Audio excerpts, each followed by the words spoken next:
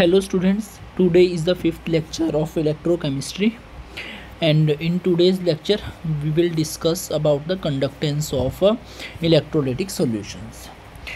So far now we have discussed about some topics like what are cells, जिसमें हमने पढ़ा electrolytic cell क्या होते हैं, इलेक्ट्रोकेमिकल सेल क्या होते हैं, इलेक्ट्रोड पोटेंशियल के बारे में हमने देखा। ओके, और सेल की रिप्रेजेंटेशन हमने देखी, स्टैंडर्ड हाइड्रोजन इलेक्ट्रोड SHE के बारे में पढ़ा, इलेक्ट्रोकेमिकल सीरीज़ देखी, इलेक्ट्रोकेमिकल सीरीज़ की एप्लीकेशन पढ़ी। और कल वाले जो लेक्चर था, लास्ट लेक्चर, प्रीवियस लेक्चर, उसमें हमने नर्नेस्ट इक्वेशन के बारे में पढ़ा, क्या होती है नर्नेस्ट इक्वेशन और गिब्स फ्री एनर्जी चेंज के साथ क्या रिलेशन है, वो सब कुछ हम पढ़ चुके हैं। अब हम अपना नेक्स्ट टॉपिक पढ़ेंगे, जिसमें हम पढ़ेंगे कंडक्टेंस ऑफ इलेक्ट्रोलिटिक सॉल्यूशन, मतलब इलेक्ट्रिकल कंडक्टिविटी के बारे में पढ़ने वाले हैं। तो जो इलेक्ट्रिकल कंडक्टिविटी होती है, ये क्या है? It is a measure of materials ability to allow the transport of an electric charge. ये पता करना चाहते हैं कि उसमें से इलेक्ट्रिक चार्ज जो है पास होगा कि नहीं होगा, ट्रांसपोर्ट होगा कि नहीं होगा। तो वो उस मटेरियल की एबिलिटी होती है, योग्यता है, उसकी कैपेबिलिटी है कि उसमें से कोई इलेक्ट्रिक चार्ज पास कर सकता है कि नहीं कर सकता है। तो उसको हम बोलते हैं इलेक्ट्रिकल कंडक्टिविटी। मतलब it is a measure of materials ability to allow the transport of an electric charge. Okay, तो अब कुछ बातें हैं जिनको ध्यान से समझेंगे, जो इस पिक्चर में पूरा रिप्रेजेंट किया गया, उन बातों को ध्यान से समझने की कोशिश करें, मेरे शब्दों पे ध्यान देंगे। देखो, substances which allow electricity to pass through them are known as conductors. वो सब्सटेंस जिनमें से इलेक्ट्रिसिटी पास हो जाती है आसानी से, वो कंडक्टर होते हैं। And whereas the substances which do not allow electricity to pass through them are known as insulator. और जिनमें से इलेक्ट्रिसिटी पास नहीं करती है, उनको हम क्या बोलते हैं? इंसुलेटर बोलते हैं। तो दो सब्सटेंस के बारे में मैंने आपको बताया, कंडक्टर्स और इंसुलेटर्स। नाउ कंडक्टर्स विच conduct electricity without undergoing any decomposition. वो कंडक्टर जिनमें इलेक्ट्रिसिटी कंडक्ट होगी, मतलब इलेक्ट्रिक चार्ज कह लो या फिर इलेक्ट्रिसिटी कह लो, पास होगी विदाउट एनी डिकम्पोजिशन, बिना कोई डिकम्पोजिशन के, उन कंडक्टर्स को बोलते हैं इलेक्ट्रॉनिक कंडक्टर्स। और you can also say the metallic conductors, आप उनको मेटेलिक कंडक्टर भी बोल सकते हैं। और conductors which undergo decomposition when current is pass through them are called electrolytic conductors, और इलेक्ट्रोलाइट्स भी बोल सकते हैं। मतलब ऐसे कंडक्टर जिनमें से करंट जब पास करेगा तो वहाँ पे क्या होगी? डिकम्पोजिशन होगी, तो उसको हम बोलते हैं इलेक्ट्रोलिटिक डिकम्पोजिशन। तो कंडक्टर को हम दो कैटेगरी में कैटेगराइज कर सकते हैं। कौन कौन से? एक तो होते हैं जी मेटेलिक कंडक्टर और also known as electronic conductor, और एक होते हैं electrolytic conductors also known as electrolytes. अब मेटेलिक कंडक्टर और इलेक्ट्रोलिटिक कंडक्टेंस में कुछ डिफरेंस है, उनको ध्यान से समझेंगे। मेटेलिक कंडक्टर में जो इलेक्ट्रिक करंट है वो फ्लो होता है by the movement of electrons. Electron के मूवमेंट की वजह से करंट जब फ्लो करता है कंडक्टर में, तो उस कंडक्टर को हम बोलते हैं मेटेलिक कंडक्टर। और जब इलेक्ट्रॉनिक जो करंट है वो फ्लो करता है by the movement of ions, ion की मूवमेंट की वजह से, तो उसको हम इलेक्ट्रोलिटिक कंडक्टर बोलते हैं या इलेक्ट्रोलाइट्स बोलते हैं। मेटेलिक कंडक्टर में कोई केमिकल चेंज नहीं आता, नो केमिकल चेंज अकर्स, मतलब कोई डिकम्पोजिशन नहीं होती है। जबकि इलेक्ट्रोलिटिक जो कंडक्टर होते हैं उनमें आयंस जो हैं वो ऑक्सीडाइज होंगे या रिड्यूस्ड होंगे एट द इलेक्ट्रोड्स। सॉरी। उसके बाद मेटेलिक कंडक्टर कोई ट्रांसफ़र नहीं होता किसी मैटर का उसमें, और जबकि जो इलेक्ट्रोलिटिक कंडक्टर है उसमें मैटर का ट्रांसफ़र हो सकता है in the form of ions. Metallic conductor जो है ओम्स लॉ उनमें फॉलो होता है, और ओम्स लॉ जो इलेक्ट्रोलिटिक कंडक्टर में भी फॉलो होता है, दोनों जगह ओम्स लॉ फॉलो होगा। उसके बाद resistance increases with increase of temperature in case of metallic conductor. अगर आप टेम्परेचर इंक्रीज करेंगे तो उसकी वजह से क्या हुआ? रेजिस्टेंस बढ़ेगा, और रेजिस्टेंस बढ़ने की वजह से मेटेलिक कंडक्टेंस जो है वो क्या हो जाएगी? डिक्रीज़ करेगी। ऐसे क्यों हो रहा है? देखो, जैसे आपने मेटेलिक कंडक्टर का टेम्परेचर इंक्रीज करा, उसकी वजह से जो कर्नल्स हैं, कर्नल्स क्या होते हैं? Positive charge in the sea of negative charge. Negative charge के सी में, समुद्र में पॉजिटिव चार्ज जो होता है उसको हम बोलते हैं कर्नल्स। तो कर्नल्स वाइब्रेट करना स्टार्ट करते हैं जैसे आपने टेम्परेचर बढ़ाया मेटेलिक कंडक्टर का। अब कर्नल्स वाइब्रेट करेंगे तो वो इलेक्ट्रॉन के फ्लो में एक बाधा प्रोड्यूस कर रहे हैं, ठीक है, मतलब एक रिलक्टेंस है उनके फ्लो में, इलेक्ट्रॉन्स के फ्लो में। तो रेजिस्टेंस क्या हो रहा है? इंक्रीज़ कर रहा है। तो टेम्परेचर बढ़ने से मेटेलिक कंडक्टर का रेजिस्टेंस बढ़ेगा, कंडक्टेंस घटेगी। ओके, इलेक्ट्रोलिटिक कंडक्टेंस की अगर हम बात करें, इलेक्ट्रोलाइट्स की अगर हम बात करें इलेक्ट्रोलिटिक कंडक्टर में, वहाँ पे अगर टेम्परेचर बढ़ाओगे तो टेम्परेचर बढ़ाने से रेजिस्टेंस डिक्रीज़ होगा और हम कह सकते हैं जो कंडक्टेंस है वो बढ़ेगी, क्योंकि टेम्परेचर बढ़ने की वजह से क्या होगा, वहाँ पे डिकम्पोजिशन ज़्यादा होगा, आयंस ज़्यादा बनेंगे, आयंस की मूवमेंट ज़्यादा होगी, उसकी वजह से इलेक्ट्रिकल जो कंडक्टिविटी है वो बढ़ जाएगी इन केस ऑफ इलेक्ट्रोलाइट्स और electrolytic conductors. And then Faraday law is not followed. Metallic conductor में फेराडे लॉ फॉलो नहीं होता है, जबकि इलेक्ट्रोलिटिक कंडक्टर में फेराडे के जो लॉ हैं वो फॉलो होते हैं। फेराडे लॉ क्या होते हैं हम बाद में डिस्कस करेंगे नेक्स्ट लेक्चर में। फिलहाल हमें जो डिफरेंस है वो समझना है मेटलिक कंडक्टर और इलेक्ट्रोलिटिक कंडक्टर के बीच में। Now we have use the word electrolytes here. हमने इलेक्ट्रोलाइट वर्ड का यूज़ करा है। इलेक्ट्रोलाइट क्या होते हैं, इलेक्ट्रोलिटिक कंडक्टर्स को हम इलेक्ट्रोलाइट बोलते हैं, मतलब ऐसे कंडक्टर जिनमें इलेक्ट्रिसिटी पास करने से क्या डिकम्पोजिशन हो जाता है सब्सटेंस का, मैटर का। ओके, तो इनको हम एक तरीके से आयनिक कंडक्टर भी बोल सकते हैं। जो आपके ये इलेक्ट्रोलिटिक कंडक्टर्स हैं इनको हम आयनिक कंडक्टर भी बोल सकते हैं, क्योंकि यहाँ पे जो करंट है वो किसकी वजह से, मूवमेंट ऑफ आयंस की वजह से है। अब इलेक्ट्रोलाइट्स फर्दर दो टाइप के होते हैं, एक होता है स्ट्रॉन्ग इलेक्ट्रोलाइट और एक होता है weak electrolyte. Strong electrolyte and weak electrolyte. Strong electrolyte जो होते हैं वो कंप्लीटली डिसोशिएट हो जाते हैं सॉल्यूशन में एट ऑल कंसंट्रेशन, सभी कंसंट्रेशन में, चाहे कंसंट्रेशन कम है ज़्यादा है कुछ भी है, हर एक कंसंट्रेशन पे वो कंप्लीटली क्या हो जाते हैं, डिसोशिएट हो जाते हैं आयंस में, तो उनको बोलते हैं स्ट्रॉन्ग इलेक्ट्रोलाइट। ठीक है, तो एग्जांपल के लिए जैसे आप यहाँ पे लिख सकते हैं HCl हाइड्रोक्लोरिक एसिड हो गया, नाइट्रिक एसिड हो गया HNO3, सल्फ्यूरिक एसिड हो गया H2SO4, सोडियम हाइड्रोक्साइड हो गया NaOH, पोटाशियम हाइड्रोक्साइड हो गया KOH एटसेट्रा, बहुत सारे हो सकते हैं। वीक इलेक्ट्रोलाइट वो इलेक्ट्रोलाइट होते हैं जिनका डिग्री ऑफ डिसोसिएशन बहुत ही कम होता है, मतलब जो इलेक्ट्रिसिटी जो है बहुत ही कम एक्सटेंट तक जो कंडक्ट करते हैं, हम कह सकते हैं जो पार्शली डिसोशिएट होते हैं। ओके, तो उनको हम क्या बोलते हैं, वीक इलेक्ट्रोलाइट्स बोलते हैं। एग्जांपल के लिए आप बोल सकते हैं एसिटिक एसिड लाइक CH3COH, ठीक है, hydrogen cyanide HCN, carbonic acid H2CO3, phosphoric acid H3PO4, ammonium hydroxide NH4OH, ठीक है, calcium hydroxide CaOH twice, aluminium hydroxide AlOH thrice etcetera. No these are the examples for the weak electrolytes. तो अभी तक हम पढ़ चुके हैं कि कंडक्टर क्या होते हैं, इंसुलेटर क्या होते हैं कंडक्टर में। फर्दर हमने मेटलिक कंडक्टर पढ़ लिया है, इलेक्ट्रोलिटिक कंडक्टर पढ़ लिया है, और इलेक्ट्रोलाइट्स के फर्दर हमने टाइप पढ़ लिया है, स्ट्रॉन्ग इलेक्ट्रोलाइट और वीक इलेक्ट्रोलाइट विद एग्जाम्पल हमने पढ़ लिया है। क्लियर है। अब कुछ और बातें हमने ध्यान से समझनी है। ओके, एक होता है हमारे पास कंडक्टेंस। अब specific conductance, molar conductance, equivalent conductance आएगी। ये पढ़ने से पहले हमने पीछे जब मेटलिक कंडक्टर और इलेक्ट्रोलिटिक कंडक्टर पढ़ा उसमें हमने रेजिस्टेंस और ओम्स लॉ की कुछ बातें करी है। तो अभी जरा ओम्स लॉ के बारे में कुछ डिस्कशन करते हैं, फिर हम आगे बढ़ेंगे। ओके, ठीक है जी। अब ओम्स लॉ जब मैं कह रहा हूँ, ओम्स लॉ क्या है, Ohm's law.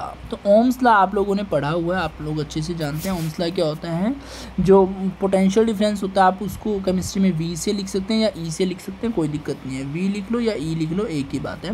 V is equal to क्या होता है, IR होता है। V इज इक्वल टू क्या होता है, IR होता है। V या फिर E क्या है, यहाँ पे पोटेंशियल डिफरेंस है, वोल्टेज है। I यहाँ पे करंट है और R क्या है, रेजिस्टेंस है। तो ओम्स लॉ का यूज़ करके हम R कैसे निकाल सकते हैं, R is equal to E by I. R is equal to E by I से हम क्या निकाल सकते हैं, just a minute.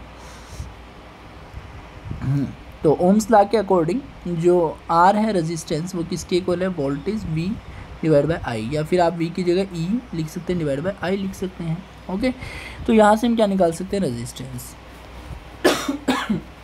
Sorry, no, resistance की यूनिट क्या होती है, ओम होती है। रेजिस्टेंस की यूनिट क्या होती है, ओम। वोल्टेज वोल्ट में मेजर करते हैं हम, ठीक है, और आई जो हम करंट को एम्पियर में मेजर करते हैं, ए एम्पियर में मेजर करते हैं। ठीक है जी, इन सब के बारे में हम सब कुछ जानते हैं, कोई दिक्कत नहीं है हमें। ओके, तो जो रेजिस्टेंस होता है किसी भी कंडक्टर का बोल सकते हो, किसी भी सब्सटेंस का, तो वो किस पे डिपेंड करता है, एक तो नेचर ऑफ सब्सटेंस, मैटर का जो नेचर है उस पर डिपेंड करेगा कि मटेरियल जो है आपका उसके नेचर पे कैसा नेचर है उसका।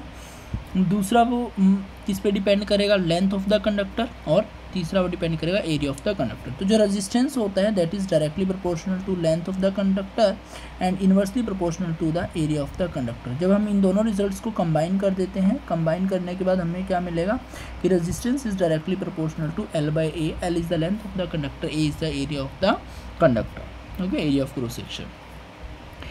तो क्या लिख पा रहे हैं हम यहाँ पे कि R जो है वो किसके इक्वल आ रहा है, मतलब R is directly proportional to L/A। जब हम इस प्रोपोर्शनलिटी के साइन को हटा देते हैं तो यहाँ पे क्या आएगा, वेट अ मिनट, जब हम इस प्रोपोर्शनलिटी के साइन को हटा देंगे तो यहाँ पे क्या आएगा, R इज़ इक्वल टू क्या आएगा, रो आएगा साथ में L/A। ठीक है जी, ये रिजल्ट हमें मिलता है R is equal to rho into L/A। और जो यहाँ पे R है वो रेजिस्टेंस है, और रो जो है वो रेजिस्टिविटी है, L जो है वो लेंथ ऑफ कंडक्टर है, A is the area of cross section है। ओके, हम ध्यान से समझेंगे इस रिजल्ट को, बस आपने ध्यान रखना है कि R जो है वो क्या है। Okay, just a minute. हाँ जी, तो ये रिज़ल्ट आपने ध्यान रखना है कि R is equal to rho into L/A। R यहाँ पे रेजिस्टेंस है, और जो रो है, रो क्या है, रजिस्टिविटी। रो क्या है, रजिस्टिविटी है बेटा, रो क्या है बेटा, रजिस्टिविटी। और रजिस्टिविटी को हम स्पेसिफिक रेजिस्टेंस भी बोल सकते हैं। रजिस्टिविटी को हम क्या बोल सकते हैं, स्पेसिफिक रेजिस्टेंस। क्या बोल सकते हैं, स्पेसिफिक रेजिस्टेंस। तो अगर कभी भी आपसे रजिस्टिविटी या स्पेसिफिक रेजिस्टेंस की डेफिनेशन मांगी जाए तो हम उसको कैसे डिफाइन करेंगे, तो हम रजिस्टिविटी को हम डिफाइन करते हैं, it is defined as the resistance of a conductor having length 1 unit and area of cross section is 1 unit. जब आपने लेंथ को भी 1 यूनिट कर दिया और एरिया ऑफ क्रॉस सेक्शन भी 1 यूनिट कर दिया है तो रो आपका जो है किसके इक्वल हो जाएगा, R के इक्वल। तो हम कैसे डिफाइन करते हैं रजिस्टिविटी को, resistivity is defined as the resistance of conductor whose length is 1 unit and area of cross section is also 1 unit. Clear है, आई होप आपको ये समझ में आ गया होगा। रजिस्टिविटी की अगर यूनिट की बात करते हैं तो रजिस्टिविटी की यूनिट क्या होगी, यहाँ पे रजिस्टिविटी की यूनिट हम किस तरीके से निकाल सकते हैं। रजिस्टिविटी की यूनिट देखो, रो जो है किसके इक्वल आएगा, R इंटू में एरिया डिवाइड बाई में लेंथ। ऐसे ही आएगा जब हम A को इधर ले जाएंगे, L को नीचे लेंगे, तो इस तरीके से। अब R की जो यूनिट होती है, R की यूनिट क्या होती है, R की यूनिट होती है जी ओम। R की यूनिट क्या होती है, ओम। R की यूनिट क्या होती है, ओम। हाँ जी, R की यूनिट क्या है, ओम। ओम का सिंबल होता है दिस वन, एक मिनट, ये सिंबल है। और एरिया क्या होता है, मान लो सेंटीमीटर में लिया तो सेंटीमीटर स्क्वायर होगा, और डिवाइड बाय लेंथ भी किस में होगी, सेंटीमीटर में। सेंटीमीटर से सेंटीमीटर स्क्वायर कटेगा तो ओम सेंटीमीटर बचेगा, या फिर आप लिख सकते हो ओम मीटर। ठीक है, लेंथ की यूनिट है ओम मीटर लिख लो या ओम सेंटीमीटर। तो ये किसकी यूनिट आ रही है, रजिस्टिविटी की यूनिट आ रही है। किसकी यूनिट है ये, रजिस्टिविटी की। आई होप आपको ये चीज़ें समझ में आई होंगी। अब कुछ और बातें साथ में समझेंगे कि देखिए, रेजिस्टेंस हम समझ चुके हैं, रजिस्टिविटी हम समझ चुके हैं। Resistivity is also known as the specific resistance, ये हम समझ चुके हैं। स्पेसिफिक रेजिस्टेंस क्यों कहा जाता है, क्योंकि हमने कंडक्टर की लेंथ को 1 यूनिट बोल दिया है और एरिया ऑफ क्रॉस सेक्शन भी 1 यूनिट, मतलब हमने स्पेसिफाई कर दिया है, इसीलिए कंडक्ट जो रजिस्टिविटी है that is the specific resistance. अब हम बात करते हैं कंडक्टेंस की। रेजिस्टेंस समझ चुके हैं, कंडक्टर। रेजिस्टेंस एक्चुअली होता है क्या है कि रेजिस्टेंस क्या है, फ्लो ऑफ इलेक्ट्रॉन्स या आयंस के फ्लो में जो भी एक अपोजिशन है, विरोध पैदा हो रहा है। ठीक है, opposition in the flow of electrons और आयंस, उसको हम बोलते हैं रेजिस्टेंस। लेकिन कितनी आसानी से इलेक्ट्रॉन फ्लो करें, the ease of flow of electrons और आयंस, इलेक्ट्रॉन और आयंस के फ्लो में कितनी आसानी है, कितनी आसानी से वो फ्लो कर रहे हैं, उसको बोला जाता है कंडक्टेंस। क्या बोलते हैं उसको, कंडक्टेंस। और कंडक्टेंस को हम लिखते हैं G से। कंडक्टेंस को किससे लिखते हैं, G से लिखते हैं। और कंडक्टेंस क्या होगा, रेजिस्टेंस का उल्टा, क्योंकि रेजिस्टेंस क्या था कि इलेक्ट्रॉन्स के फ्लो में जो विरोध हो रहा है, अपोजिशन हो रहा है। और कंडक्टेंस क्या है कि कितनी आसानी से इलेक्ट्रॉन फ्लो कर रहे हैं। तो रेजिस्टेंस और कंडक्टेंस क्या है, एक दूसरे के इन्वर्सली हैं, उल्टे हैं, अपोजिट हैं। तो कंडक्टेंस क्या होगा, 1/R के इक्वल होगा। क्लियर। तो अब R तो हमने लिख लिया था रो इंटू में L/A। क्या लिखा था हमने, R को रो इंटू L/A। तो यहाँ पे जब हम लिखेंगे R को, R 1/R है तो 1/रो को R को क्या लिखेंगे, रो इंटू में L डिवाइड बाई A आएगा। ये A कहाँ चला जाएगा, ऊपर चला जाएगा। तो ये क्या बनेगा, 1/रो इंटू में A डिवाइड बाई L। ये किसके इक्वल आया, कंडक्टेंस के इक्वल आ गया है। क्लियर। अब हमें पता है, देखो रेजिस्टेंस का उल्टा मतलब 1/r कंडक्टेंस है, तो रेजिस्टिविटी का उल्टा 1/ρ का उल्टा क्या होगा, कंडक्टिविटी होगा। क्या होगा, कंडक्टिविटी। तो यहाँ पे जो हमारा कंडक्टेंस है वो किसके इक्वल आ गया है, कंडक्टिव 1/ρ मतलब कंडक्टिविटी, और कंडक्टिविटी का सिंबल होता है कप्पा, के जो हमने लिखा है this is known as the kappa, इसको कप्पा बोलते हैं। And multiply A divide by में L, तो यहाँ से हमने क्या निकाल लिया है, कंडक्टेंस। क्या निकाल लिया है, कंडक्टेंस। सिमिलरली जो ये जैसे रो जो था resistivity also known as the specific resistance, उसको हम क्या बोलते हैं, स्पेसिफिक रेजिस्टेंस बोलते हैं। इन द सिमिलर मैनर, उसी तरीके से सिमिलर मैनर में, जैसे देखो रेजिस्टिविटी को हमने स्पेसिफिक रेजिस्टेंस बोला था, उसी प्रकार से जो कंडक्टेंस है, कंडक्टिविटी है, उसको हम क्या बोलेंगे, स्पेसिफिक कंडक्टेंस। कंडक्टिविटी मतलब कप्पा जो है उसको हम क्या बोलेंगे, स्पेसिफिक कंडक्टेंस बोलेंगे। क्लियर है, ओके। तो अगर डिफाइन करना पड़े हमें कंडक्टिविटी को या स्पेसिफिक कंडक्टेंस को, हम कैसे डिफाइन करेंगे, it is defined as the conductance of the conductor whose length is 1 unit and area of cross section is also 1 unit. जिसकी लेंथ और एरिया 1 यूनिट है, उसकी जो कंडक्टेंस होगी उसी को हम क्या बोलते हैं, कंडक्टिविटी बोलते हैं। और क्योंकि हमने एरिया और लेंथ को 1 यूनिट कर दिया, स्पेसिफाई कर दिया, इसीलिए जो कंडक्टिविटी है, कप्पा है, उसको स्पेसिफिक कंडक्टेंस कहा जाता है। Clear, okay. अगर यूनिट की बात करी जाए, कंडक्टेंस की यूनिट क्या होगी, जैसे रेजिस्टेंस की यूनिट क्या है, ओम है, तो कंडक्टेंस की यूनिट क्या हो जाएगी, ओम इनवर्स। क्या हो जाएगी, ओम इनवर्स। और इसको महो भी लिख सकते हैं, OHM ओम होता है, उसका उल्टा महो भी लिखा जा सकता है। क्लियर। अब रेजिस्टिविटी और कंडक्टिविटी की यूनिट की बात करते हैं। रेजिस्टिविटी की यूनिट की हमने बात करी थी, रेजिस्टिविटी की यूनिट होती है ओम सेंटीमीटर या फिर ओम मीटर। तो कंडक्टिविटी की यूनिट क्या हो जाएगी, ओम इनवर्स मीटर इनवर्स या फिर ओम इनवर्स सेंटीमीटर इनवर्स। क्लियर है, ओके। साथ ही साथ अब एक बात और आपको बता देते हैं, जो हमने रेजिस्टेंस का फॉर्मूला लिखा था R is equal to rho into L/A, इसमें जो है टर्म यूज़ करिए L/A, this ratio length divide by area of a conductor. इस रेशो को कहा जाता है सेल कांस्टेंट। क्या बोलते हैं इसको, सेल कांस्टेंट बोलते हैं। अलग अलग कंडक्टर के लिए अलग अलग वैल्यू होती है इसकी, ठीक है जी। सेल कांस्टेंट है ये। क्या है ये, सेल कांस्टेंट। क्या है ये, cell constant. Cell constant. Clear है। और सेल कांस्टेंट की यूनिट अगर पूछी जाए आपसे, यूनिट क्या होगी सेल कांस्टेंट की, देखो लेंथ, सेल कांस्टेंट होता है क्या है, लेंथ बाय एरिया। लेंथ की यूनिट क्या होती है, सेंटीमीटर, एरिया की क्या है, सेंटीमीटर स्क्वायर। तो centimetre divide by centimetre square मतलब क्या आएगा, 1/सेंटीमीटर। 1/सेंटीमीटर मतलब सेंटीमीटर इनवर्स, या फिर आप क्या बोल सकते हैं, मीटर इनवर्स। ये यूनिट किसकी होती है, सेल कांस्टेंट की यूनिट होती है। आई होप आपको ये चीज़ें समझ में आई होंगी। बहुत ही बेसिक चीज़ें हैं, यही चीज़ें हम फिजिक्स में भी पढ़ते हैं, 10th क्लास में भी हम पढ़ के आए हैं रेजिस्टेंस वगैरह के बारे में। थोड़ा सा नया क्या आया होगा यहाँ पे, कंडक्टिविटी जिसको हमने कप्पा से लिखा है, सेल कांस्टेंट जिसको हमने L/A बोला है, ये चीज़ें थोड़ी सी नई आ रही है। साथ में आपका रिकैप्चुलेट हो गया जो आपने 10th पढ़ा है, 10th में पढ़ा है, तो थोड़ा ध्यान से इनको पढ़ना है। क्लियर, ठीक है जी। तो अब तक हम क्या पढ़ चुके हैं, resistance, conductance, resistivity, conductivity. Resistivity also known as the specific resistance, conductivity also known as the specific conductance. Clear. अब 2 टर्म और हम पढ़ लेते हैं, okay. Next one is the specific conductance के बारे में अभी अभी आपको बताया। स्पेसिफिक कंडक्टेंस क्या होती है कि specific conductance is the just opposite to the specific resistance, मतलब स्पेसिफिक रेजिस्टेंस का उल्टा है। लेकिन अगर डेफिनेशन के तरीके से हम पढ़ेंगे तो स्पेसिफिक रेजिस्टेंस क्या होती है, स्पेसिफिक कंडक्टेंस क्या होती है। स्पेसिफिक कंडक्टेंस और conductivity is defined as the conductance of unit volume of a cell. किसी कंडक्टर की, किसी सेल की 1 यूनिट वॉल्यूम की जो कंडक्टेंस होगी। 1 यूनिट वॉल्यूम क्यों बोल रहे हैं, क्योंकि लेंथ हमने 1 यूनिट कर दिया है, area of cross section 1 unit कर दिया है। तो लेंथ इंटू एरिया, वॉल्यूम होता है। वॉल्यूम कैसे निकालते हैं हम, लेंथ इंटू एरिया करके निकालते हैं। लेंथ भी 1 है और एरिया भी 1 यूनिट है, तो वॉल्यूम भी कितनी हो गई है, 1 यूनिट। तो 1 यूनिट वॉल्यूम की जो कंडक्टेंस होती है उसी को कहा जाता है स्पेसिफिक कंडक्टेंस और कंडक्टिविटी। ये उल्टा है, रेसिप्रोकल है किसका, रेजिस्टिविटी का। ये सारी बातें हम डिस्कस कर चुके हैं already.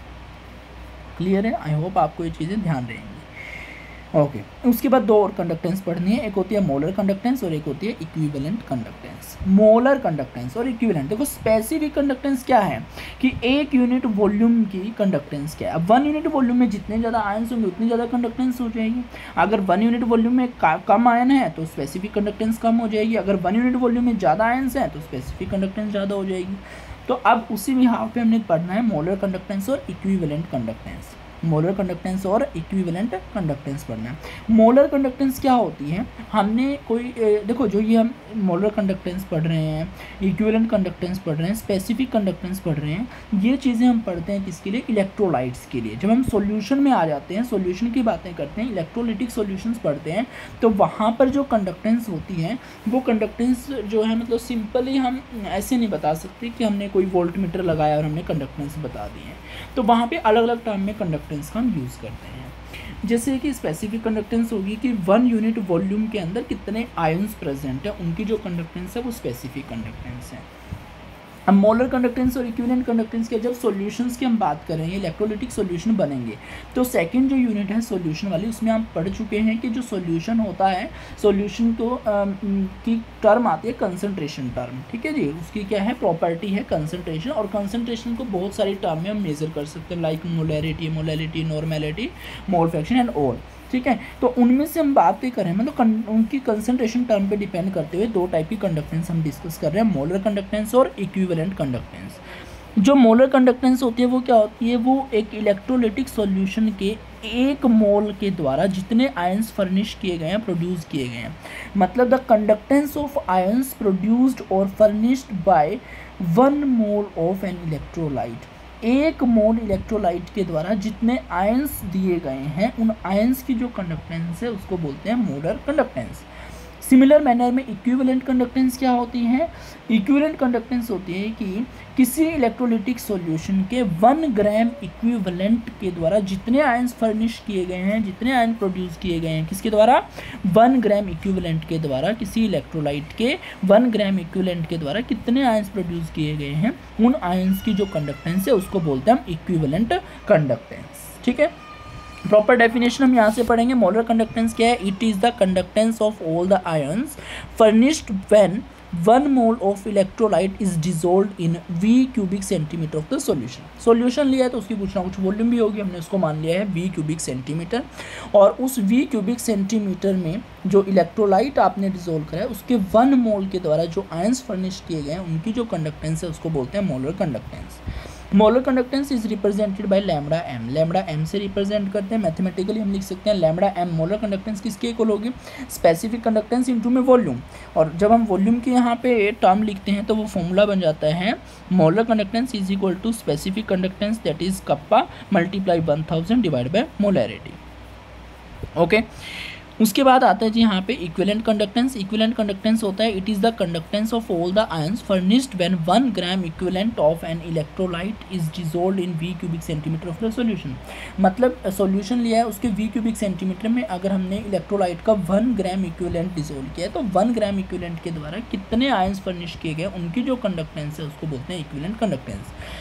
Equivalent conductance is represented by lambda E Q, lambda E Q से रिप्रेजेंट करते हैं। मैथमेटिकली हम लिख सकते हैं lambda E Q is equal to specific conductance that is kappa into में वॉल्यूम, और जब वॉल्यूम की टर्म हम यहाँ पे डालेंगे तो हमारा फॉर्मूला बनेगा lambda E Q is equal to kappa specific conductance multiply 1000 divide by normality, okay. I hope आपको ये चीज़ें समझ में आ गई होंगी। अब यहाँ पे एक टेबल दिखाई गई है, this is a very important table I can say, ध्यान से इस टेबल को देखेंगे भैया आप लोग। हाँ जी देखो, इसमें दिखाया गया सबसे पहले कंडक्टेंस। कंडक्टेंस का सिंबल जो होता है वो G होता है, क्या होता है G, और फॉर्मूला क्या होता है कंडक्टेंस का 1/r, और 1/r को हम क्या लिख सकते हैं 1/ρ इंटू में area divide by length, okay. 1/ρ को हम क्या लिख सकते हैं specific conductance that is kappa के इंटू में A डिवाइड बाय L। ये फॉर्मूला आ गया जो अभी हमने पीछे डिस्कस किया था। यूनिट क्या होती है कंडक्टेंस की, पीछे डिस्कस करके आए हैं। कंडक्टेंस की यूनिट होती है ओहम इनवर्स, इसको आप साइमन इनवर्स, साइमन भी बोल सकते हैं, ओहम इनवर्स को हम साइमन भी बोल सकते हैं, महो भी लिख सकते हैं हम इसको। उसके बाद देखो इफेक्ट ऑफ डाइल्यूशन बाद में पढ़ेंगे। फिलहाल हम नेक्स्ट प्रॉपर्टी देखते हैं, स्पेसिफिक कंडक्टेंस जो कप्पा है, जिसको हम कंडक्टिविटी भी बोलते हैं। वो कि उसका फॉर्मूला क्या होता है, रेजिस्टिविटी का बिल्कुल उल्टा होता है ये, स्पेसिफिक रेजिस्टेंस का उल्टा 1/ρ, और ये फॉर्मूला यहाँ पे बन जाता है G × L/A। ध्यान से याद करेंगे इसको, क्या फॉर्मूला बन जाता है, G × L/A, पीछे हम डिस्कस कर चुके हैं। इसकी यूनिट होती है ओम इनवर्स सेंटीमीटर इनवर्स, या फिर ओम इनवर्स मीटर इनवर्स भी बोल सकते हो, या फिर आप इसको साइमन मीटर इनवर्स भी बोल सकते हैं। उसके बाद इक्विवेलेंट कंडक्टेंस जो आती है, इक्विवेलेंट कंडक्टेंस का फॉर्मूला अभी पढ़ के आए हम, स्पेसिफिक कंडक्टेंस इनटू वॉल्यूम, और पूरा जब सॉल्व कर लेते हैं तो आ जाता है specific conductance that is kappa × 1000 divide by normality. और यूनिट आपने ध्यान रखनी है ohm inverse centimetre inverse, centimetre square, ohm inverse centimetre square equivalent gram equivalent का inverse, ohm inverse centimetre square gram equivalent का इनवर्स, या फिर आप इसको लिखते हैं siemens metre square equivalent inverse. ठीक है जी। मोलर कंडक्टेंस की अगर हम बात करें तो फॉर्मूला बनता है स्पेसिफिक कंडक्टेंस इनटू वॉल्यूम, या फिर आप लिख सकते हैं specific conductance into 1000 divide by molarity, और यूनिट बनेगी ohm inverse centimetre square mole inverse, या फिर siemens metre square mole inverse. ठीक है जी। इफेक्ट ऑफ डाइल्यूशन की जब हम बात करेंगे तो इफेक्ट ऑफ डाइल्यूशन का जो टॉपिक है हम नेक्स्ट लेक्चर में पढ़ेंगे, अभी नहीं पढ़ते इसको। ठीक है जी। लेकिन आपने इस टेबल को अच्छी प्रकार से नोट करना है। अगर मैं कहूँ कि ये जो टेबल है बहुत ही ज़्यादा इम्पोर्टेंट टेबल है to the exam point of view, exam point of view से बहुत ही ज़्यादा इम्पोर्टेंट है ये। क्या है ये, इम्पोर्टेंट है ये जो भी टॉपिक हमने आज के पढ़े हैं। ठीक है, very important lecture I can say, बहुत ही ज़्यादा इंपॉर्टेंट लेक्चर है, ध्यान से आपने इसको पढ़ना है। ओके, आई होप ये लेक्चर आज बड़ा आपको क्लियर हो गया होगा। फिर भी कोई डाउट है तो आप जो है कमेंट सेक्शन में पूछ सकते हैं। ठीक है जी, आज के लिए इतना ही, बाकी जो टॉपिक है हम नेक्स्ट लेक्चर में पढ़ेंगे। तब तक के लिए आप यहाँ तक की इलेक्ट्रोकेमिस्ट्री को पूरा रिवाइज करें, अच्छे से समझें, न्यूमेरिकल्स ट्राई करें। कोई भी डाउट आ रहा है तो कमेंट सेक्शन में आप पूछ सकते हैं। Thank you, have a nice day.